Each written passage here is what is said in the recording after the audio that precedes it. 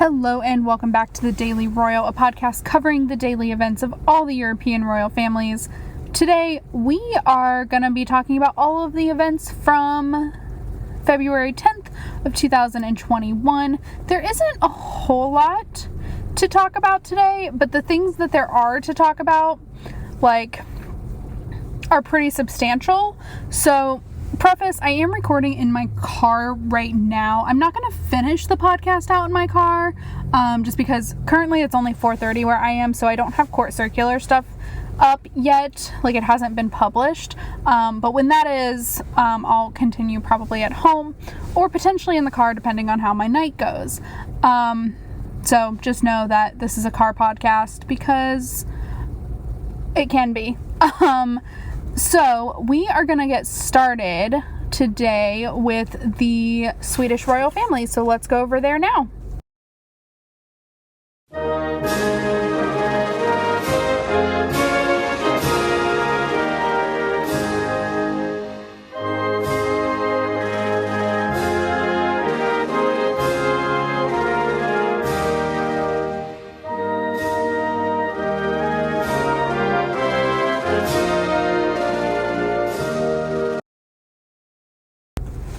So you guys, Sweden has been messing me up a little bit. So they have actually had events over the past few days, but they weren't published on the archive. You had to kind of search for them, which is something I always do at the end of the month. I don't do that necessarily at the beginning because they are typically publicizing everything. So I went on there today and saw that there was a good amount of stuff that I hadn't seen yet because they hadn't put it on their homepage. And so we're gonna get into that now, but I just wanted to give you a heads up. Didn't know that was happening, and I feel really bad about it, but I'll factor that in now. So because I went in yesterday and saw that the only thing that they had updated on was Victoria at Stockholm Fashion Week, and then I go in and see that all of yesterday was full, which just kind of infuriates me a lot. Okay, so yesterday was the 9th, so we obviously have the participation of the inauguration of Stockholm Fashion Week, but then Crown Princess Victoria had a digital audience with the operations manager for the Swedish Burma Committee. I'm gonna take a wild guess and say that has to do with the coup that is happening in Burma or Myanmar, where the military has arrested citizen leaders who were trying to bring democracy to Burma/Myanmar, and that happened on February 1st, I think, and because of that there's now a coup and protests, and it's just a really big deal. So that happened. And then Queen Sylvia had a couple of events with the World Childhood Foundation. So she met with the chairman and the secretary general, and then participated in a digital meeting for the executive committee of World Childhood Foundation. So that's all that was happening yesterday. I am very upset that they didn't share that, but that's okay. We'll get through it. I know now to make sure I look at that, and I will save that as my bookmark instead of just the homepage, which last year was proving to be fine, but this year so far is clearly not. So I wanted to just say that now. So sorry I missed that. So that was all of yesterday's stuff. And then today, Crown Princess Victoria and Prince Daniel took part in a digital steering group meeting for Generation PEP, which is an organization that their foundation supports, and that they do a lot of activities with every year. So that is something that they participated in today. And they have also been doing a lot of like unofficial stuff, but because I try very hard to only talk about like the official things. Sometimes I don't, but for the most part I do. But because I've noticed this is happening more and more, they are having like digital conversations with municipalities throughout like all of Sweden, like with the county commissioners and things like that, just as a way to keep up to date on the COVID-19 situation in all of those communities. I don't know if this is the replacement or what's going on, but the Swedish royal family were supposed to take a tour of the 21 or 22 Swedish counties. They made it through about 4, and then had to cancel because of the intense secondary wave of COVID towards the end of the year, towards the end of 2020. But also like Sweden became a little bit different in how they were going about COVID. So the thing was put on a back burner to be completed this year, but I don't know if that's going to happen because we are still living in a pandemic world. So I just wanted to give you like, this is happening behind the scenes. They're just not publishing it. I'm kind of like peripherally aware that it's happening, but I'm not paying a lot of attention because, like I said, I try to keep things pretty much what's happening officially. So that is the deal there. So just a little like, here's something that's happening that isn't on the calendar that I know about because I keep messing up the calendar situation, and I'll change my bookmark and life will be a little bit easier tomorrow, hopefully. So with that, we are going to go ahead and move on to the Spanish royal family.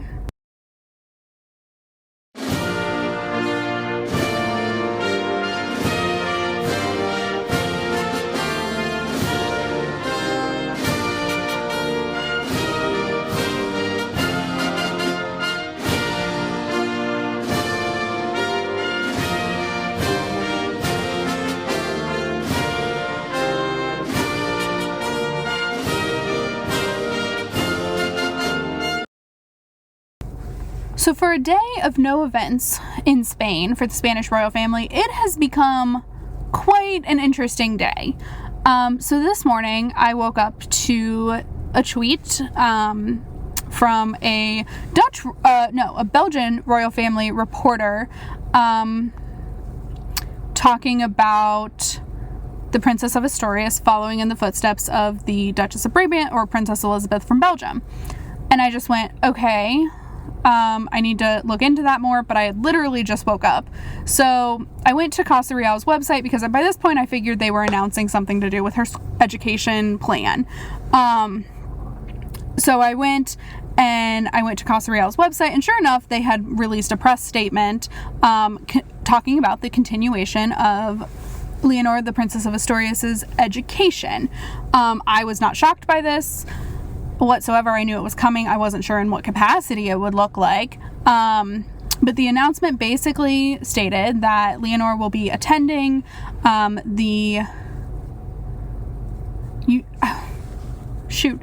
the UWC, but I want to make sure I get I think it's the United World College, but I want to make sure that it is.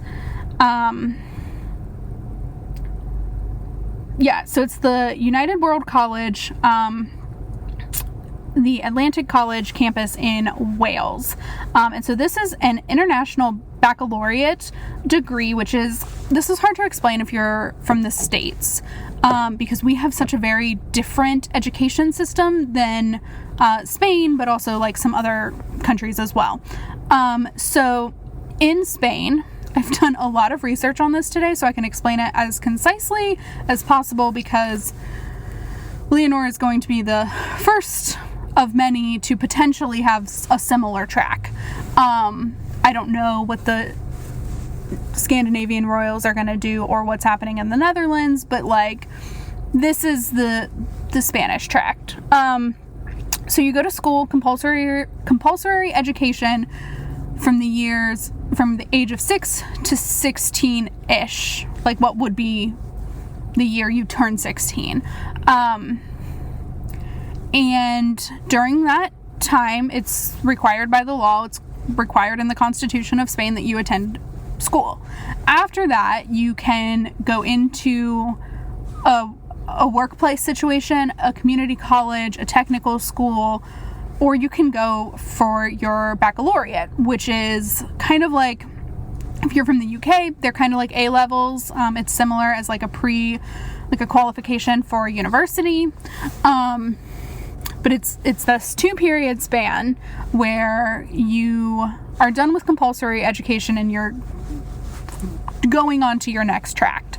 And so that's what the International Baccalaureate does, is it's a qualifier for a ton of universities all around the world, and a further education system that promotes global learning.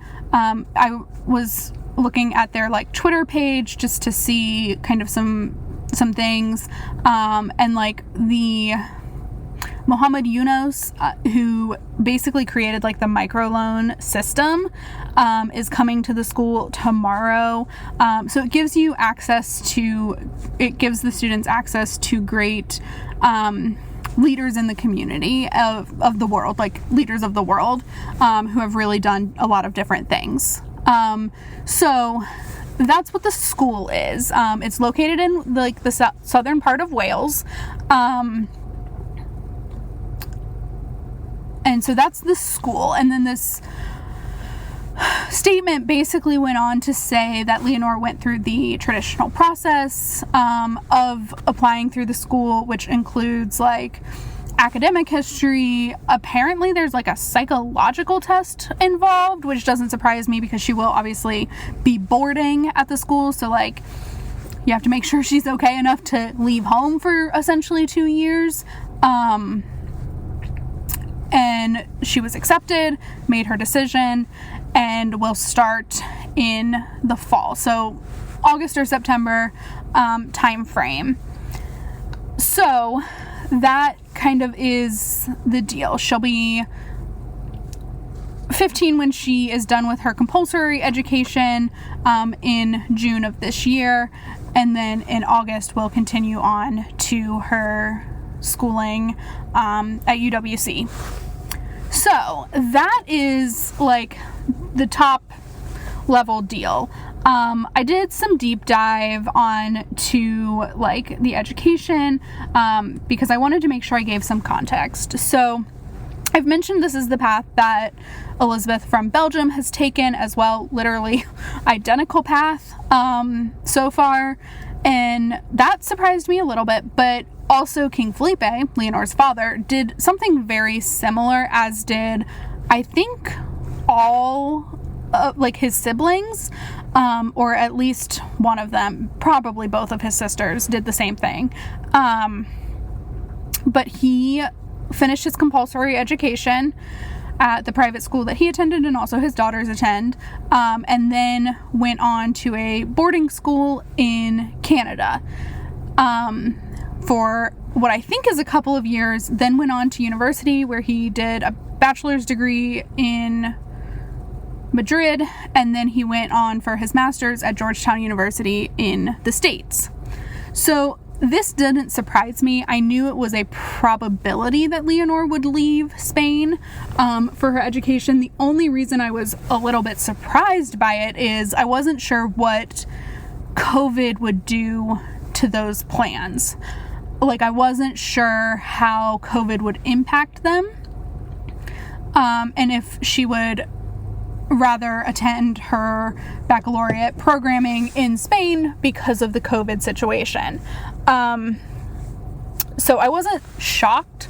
I was surprised by the school choice. I kind of expected she would end up in North America for boarding school, but I like that she's in Wales. I think that's really awesome. A part of me loves that it's kind of the exact same track that the Duchess of Brabant is taking, only because like that was our only point of reference for these heirs, because Elizabeth is the oldest of the youngest generation. And so, like, she's kind of a point of, like, okay, this is what she did, what's Leonor gonna do, what's the rest of them gonna do as they kind of age up as well. Well, this is the answer. Leonor is gonna follow, so far, in the exact same track that Elizabeth did. Don't know what that looks like going forward. And, you know, I've been kind of like, okay, this is a really cool thing, but I wanted to give you as much information as I could on this. So she's following Felipe's path really, really closely, like, very closely. It's kind of bizarre how greatly they've been able to stick to her following in Felipe's path, because it looks like Letizia did her baccalaureate in Spain, probably with her public high school, and then went on to university and master's and the start of a PhD program. And so it just something that I think I've talked about on here. Like, I kind of love this, like, here's how the royals are kind of moving, the younger generation are, like, moving into their grown-up roles. You know, Leonor really started working this year in terms of, like, she was at a good amount of events in 2020. I know it started out really light and people were giving the Spanish royal family a lot of crap for not bringing the girls out sooner in the pandemic.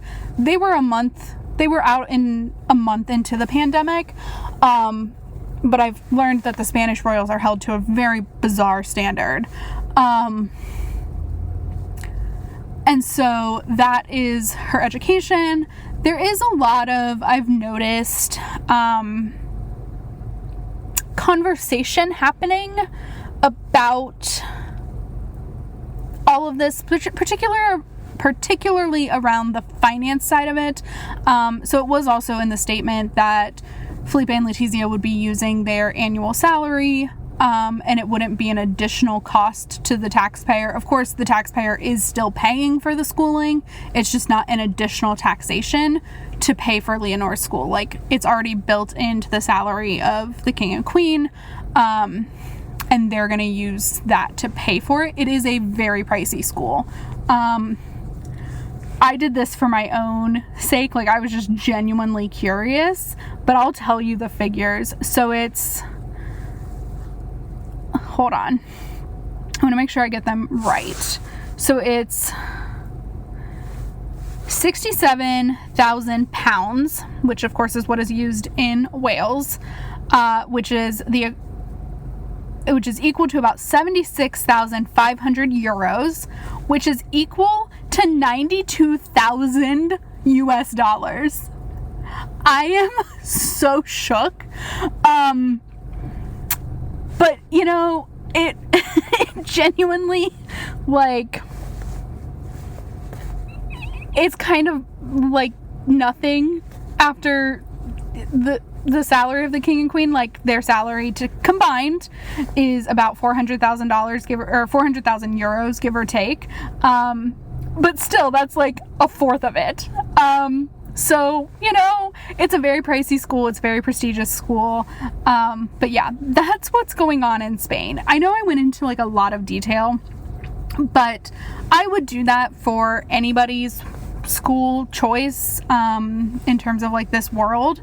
It's just no one has really announced their next steps yet. Like, I know I went into a good bit of information when Elizabeth picked her choice, with the Royal Military Academy, but there wasn't a whole lot of, like, otherness about that. So that is what is going on in Spain. I wanted to get that all out. Now, like I said yesterday, I find it hard to, like, pick a balance about talking about the royals who are under the age of 18. However, this is something that was, most of the information I gave you was from the press statement alone, with an additional Google search of where her parents went to school. But I pretty much knew it followed Felipe's track very similarly. I just wanted to confirm that. So all of this came from their release. And so I just wanted to share that and make sure that all the information was out there, and also like gush a little bit because I think it's awesome. So yeah, that is what was going on in Spain today.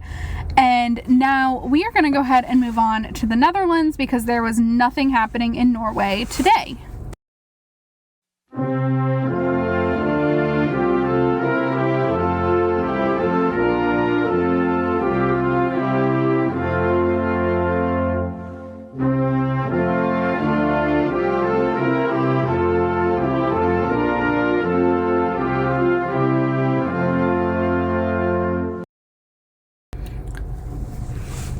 In the Netherlands, we had a good bit of events to start out our day.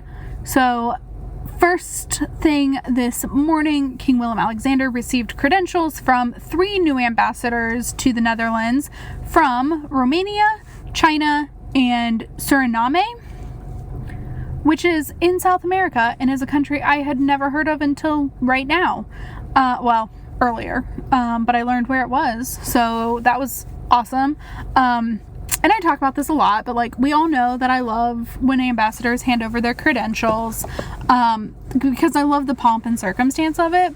But here's the thing, like, Willem-Alexander doesn't do a lot of pomp and circumstance. He does, but like, the most pomp and circumstancey thing he does was his, what's it called for him?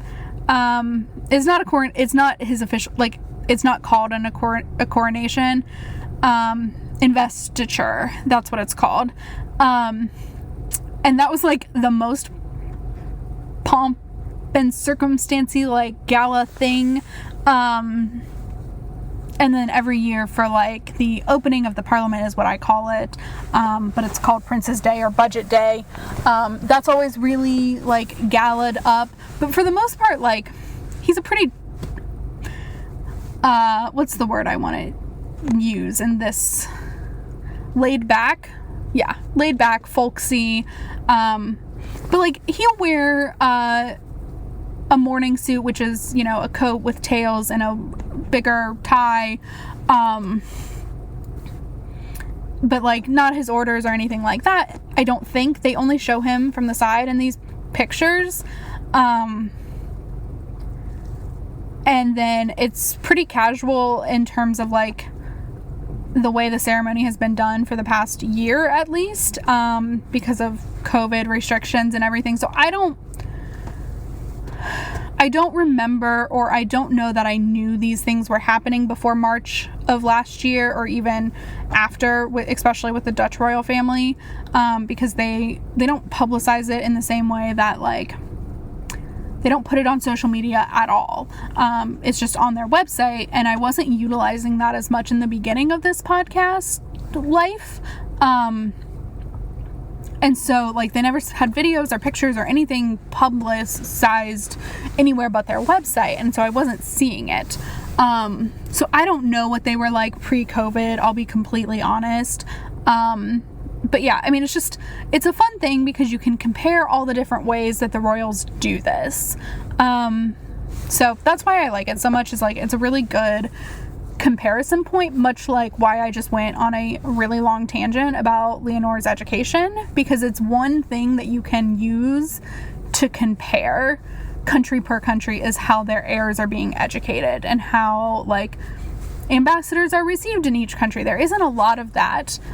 It's a lot of knowing each country's individual circumstance, which for the most part, like, I do a decent job of researching. I will say, like, I don't research the Dutch royal family's circumstances that much because it will infuriate me. I'm still getting over some annoyances, but anyway, that's why I like these ambassador events, the credentials, is because I can compare them literally apple for apple for the most part. I mean, there are, of course, like, some nuances, but like, apple for apple, every monarch receives new ambassadors. So I just like to compare them that way. So that was the first thing on his calendar. And then next, Willem-Alexander digitally opened the year of the Brabantian monastic life. This was a learning experience for me. So I still don't think I completely understand, but here's what I do get. There is a Brabant in the Netherlands, much like there is in Belgium, but there is a Brabant in the Netherlands that is very full of monasteries and convents for monks and nuns. And apparently there are like over 450 monasteries and convents alike in this region. And so this year they are celebrating them. So he took part in a digital ceremony to open that officially at a monastery in the area. It was, I didn't watch the live stream because I try not to watch things if I can't be respectful of that, and it was just truly, the reason I am laughing so much is because they had him on like a screen on a stand kind of near a pew but not in the pew, and it was just this like really bizarre experience, and all I could think of, this is a show I've seen every episode, but like I'm not a super huge fan of the show. I know this, but there's this show in the States, and I'm pretty sure it kind of went everywhere, but The Big Bang Theory. It's about a really smart guy. I think this is the second time I have talked about this show on here. Maybe I'm a bigger fan than I realize, but he is a really, really smart dude, and he was sick one day or something, and so he put his face on like a robot, like a screen on a robot, so he could like FaceTime or Skype or whatever with his friends who were out in the living room. And it just reminded me of that, and I literally can't stop laughing about it. It was so funny. So yeah, that's what was going on in the Netherlands for King Willem-Alexander. And then also today, Queen Maxima took part in a digital working visit where she learned about an organization whose name didn't go through the translator, and I'm not going to attempt practicing my Dutch. But it's an organization that helps people work through the obstacles and bureaucracy and red tape of job seeking, job changes, etc. So it helps overcome those obstacles to help people better their lives in one way or another. Like whether they're seeking their first job or seeking a career change, etc. So it works with employers, education, etc. to overcome those intense obstacles. So that is what was going on in the Netherlands. There was nothing going on in Denmark, surprise, surprise.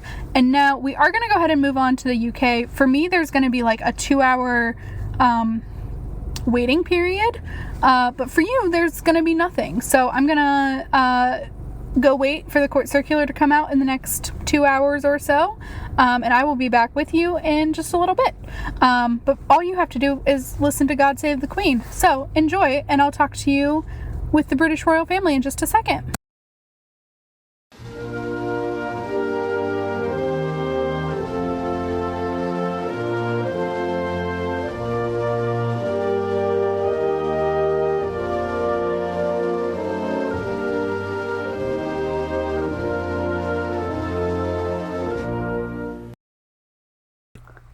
So it is now 4 hours later, and we are actually going to finish up this episode. So it is actually now 4 hours later, and we are going to go ahead and finish up this episode with the British royal family, because there wasn't that much happening. There was one event in Belgium that I can't really talk about too much. Like, there wasn't a lot of information, so we're skipping it, and we can include it in tomorrow's episode if need be. But for now, we are going to move on to the British royal family, where today there was just a press release that the Prince of Wales and Duchess of Cornwall have been vaccinated for COVID-19. The video of the Duke and Duchess of Cambridge speaking with nurses that happened yesterday went out on Twitter tonight. Technically it's tomorrow in UK, but because we've already talked about the event, there's not much else to talk about there. It's a really cool video. I will have it on the website. I'll go ahead and do that. And then we are going to look at the court circular and see what was going on there.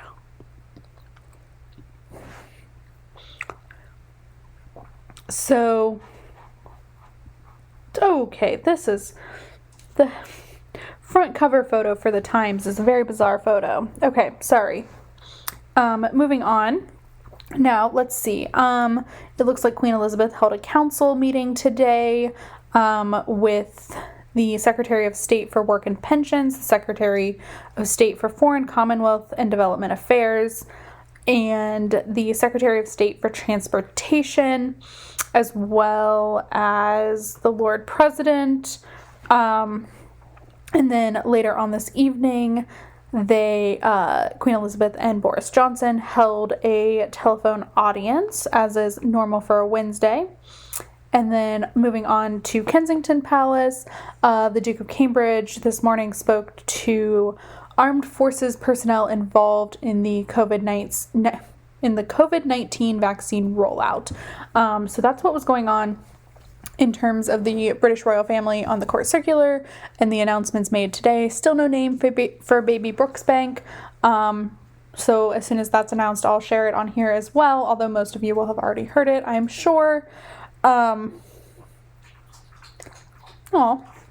And I'm just checking to make sure I haven't missed anything else for the day. I have not, just that video that came out. And yeah, that's what's been going on. So that is the episode. I know I went on to like a deep dive on to boarding schools and Leonore's education, but like, I don't know, that's just one of the few things that interest me still right now. I'm still, that was phrased wrong, but like, what I mean by that is there's not a lot happening that's new and different because of COVID, of course. Like, there's not state visits or official visits or multitudes of events. Like, we're just kind of steadily rolling up the river. It's been really slow year so far, and so this is just something new and exciting. And so I wanted to spend time talking about it. Also, I did a lot of research to like make sure I could give you as much information as possible, as clearly as possible. Like, that was just a goal. And for any younger royals who are taking next steps in their education, I want to do the same for. So that's where we're at. So yeah, that's what's been going on today. I will be back with another episode tomorrow. In the meantime, please visit thedailyroyal.com, The Daily Royal on Instagram, and like and review this podcast. And I will talk to you all tomorrow. Have a great day. Bye.